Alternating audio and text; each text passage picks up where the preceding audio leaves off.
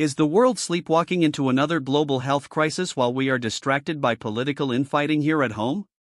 A terrifying new outbreak of a rare strain of the Ebola virus is currently sweeping through eastern Congo, and the situation on the ground is spiraling out of control faster than officials are willing to admit.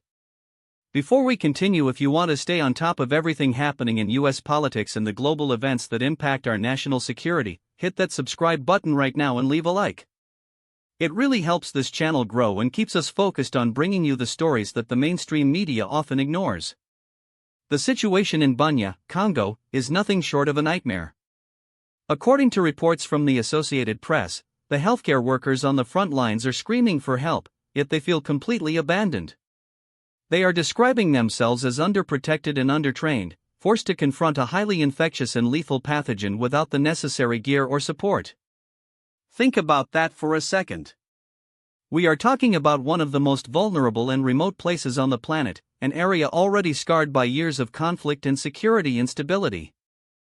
These doctors and nurses are not just fighting a virus, they are fighting the total lack of infrastructure, the lack of international urgency, and the constant threat of violence in the region.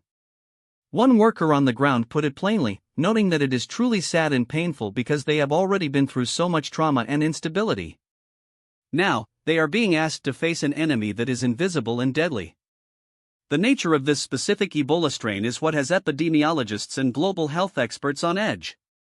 It is not just about the infection rate, it is about the geography. When a virus like this emerges in a region where local authorities have limited control and global aid is slow to mobilize, the risk of cross-border transmission becomes a mathematical certainty.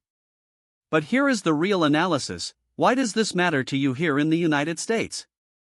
It matters because in our globalized world, a localized outbreak in a remote part of Africa is not just someone else's problem.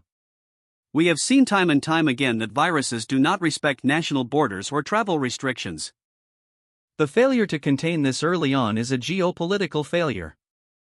When we look at the allocation of international aid and the focus of our foreign policy, we have to ask ourselves, are we properly investing in global stability, or are we waiting until the crisis is at our doorstep to react? The United States has a massive stake in global health security. We spend billions on international aid, but there is a growing debate about where that money is actually going. Is it reaching the people who need it, like these healthcare workers in Congo, or is it being funneled into bureaucracy?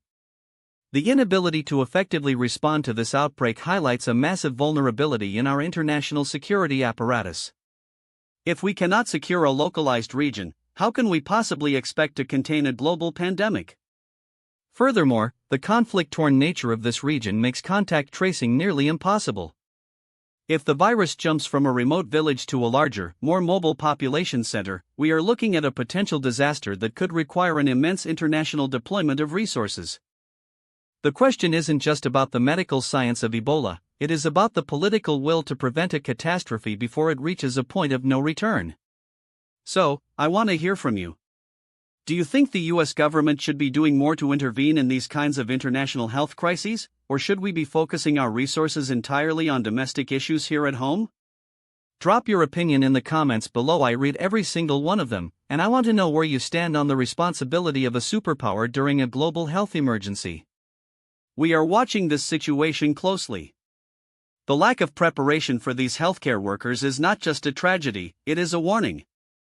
We will continue to track the developments coming out of Congo and keep you updated as this story evolves. Thank you for tuning in, and stay vigilant.